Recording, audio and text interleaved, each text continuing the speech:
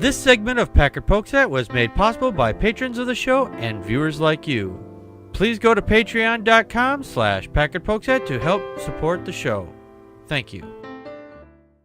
The top news now is that Harrison Ford was in a plane crash just yesterday as the time of this broadcast.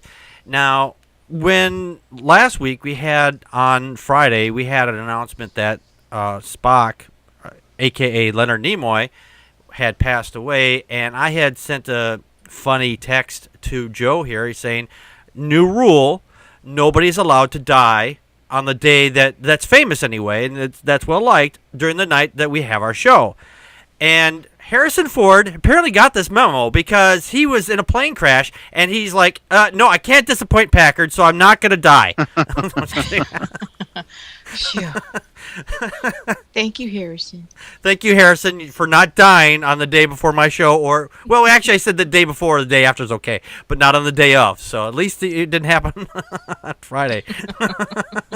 Priorities. Priorities, man, priorities. And during the whole thing with Spock there, or Leonard Nimoy, is the Westboro Baptist Church apparently was going to picket, and they had said that they were going to picket his funeral, but they were unable to find it.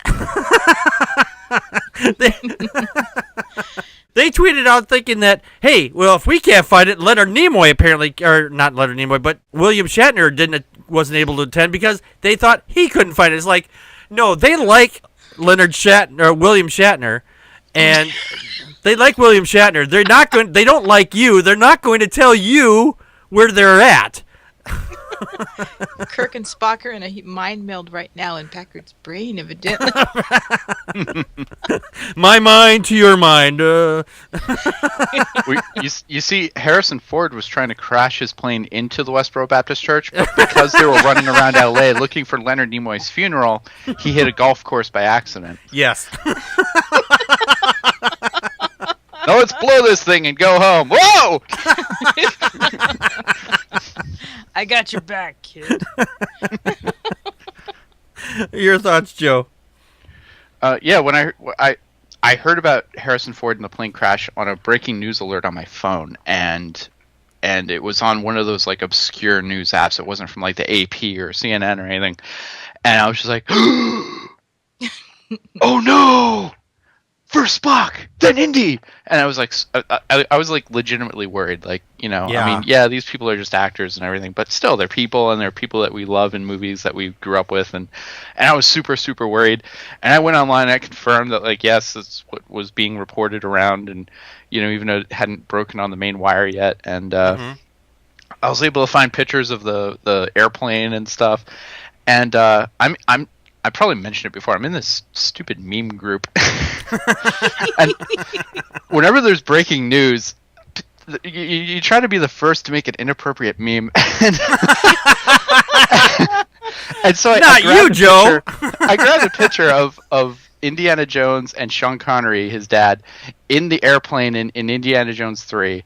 And I wrote on it, this is no time for golf, son. But I was so worried about Harrison Ford being dead that I didn't post it. I was like, I can't do it. What if he dies? It'll be all my fault. So I didn't post it. But then other people started posting really funny fucking memes of all sorts of shit. Like there was one of the wrecked plane, and it said, "She may not look like much, kid, but she's got it where it counts." I'm like, oh no! I was thinking along those same lines. I was thinking, shit, he can fly the Millennium Falcon to run in the Castle Run, but he can't fly an antique plane. Come on now. Right, exactly. But you know, so like, I posted my stupid meme, but you know, later on that night, I was like, waiting any kind of news. I was checking Twitter. Twitter was saying like, oh, he's fine. I'm like, oh, fuck that. I want to like something better. Finally, Harrison Ford's son, Chef Ben Ford, tweeted out that dad is okay, with him in the hospital, a little banged up, but he's fine. And I was like, oh, phew, you know. And then suddenly we could make fun of it. Yeah. You know, the thing is, he's 72 years old. The fact he was out there flying around is remarkable. I mean, I know people who are 72 years old and they can't even, you know, walk from the bathroom alone, you know. He only started flying when he was 55. Yeah, and he actually, this is not his first crash. He actually had a crash back in '99 with a helicopter, and it was.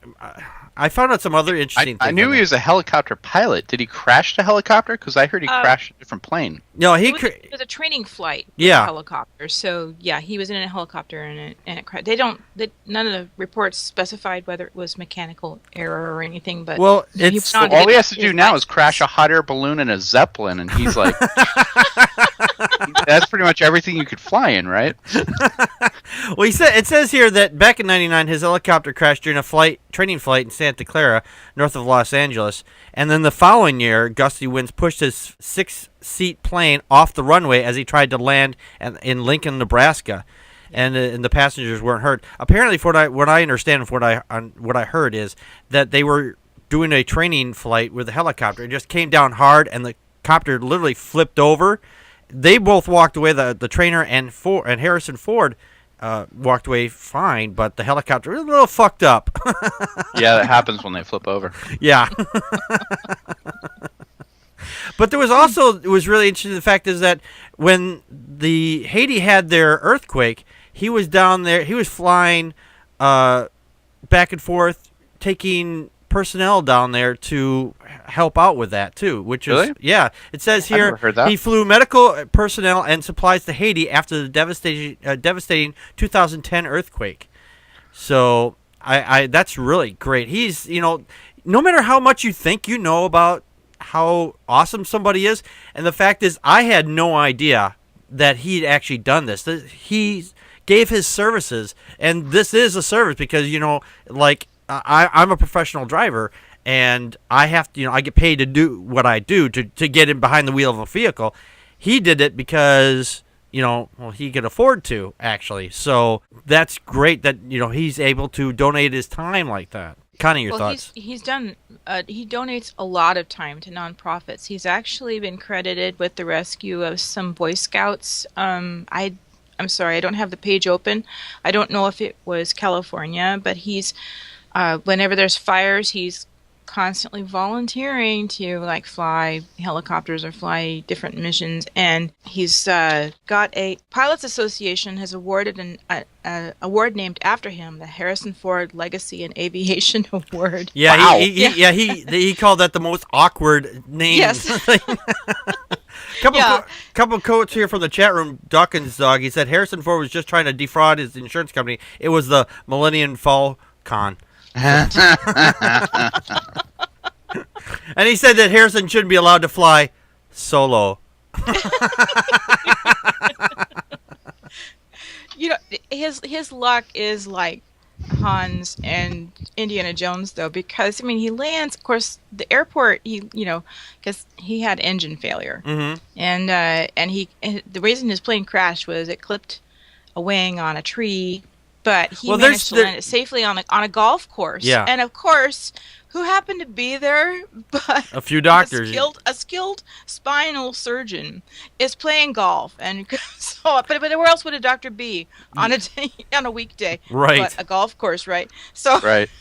At least that adds a lot of credence. In a hospital, there would have been nobody. I don't know. Yeah, that adds a lot of credence to those doctor jokes out on the golf course thing there. There's a great picture that shows where the plane crashed and how far he was from the runway. He was literally maybe half a mile from the runway. Close. He was almost really made close. It back. He almost made it.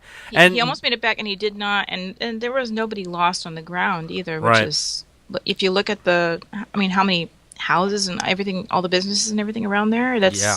He could have gone down right on top of one of those houses if he. Oh, yeah.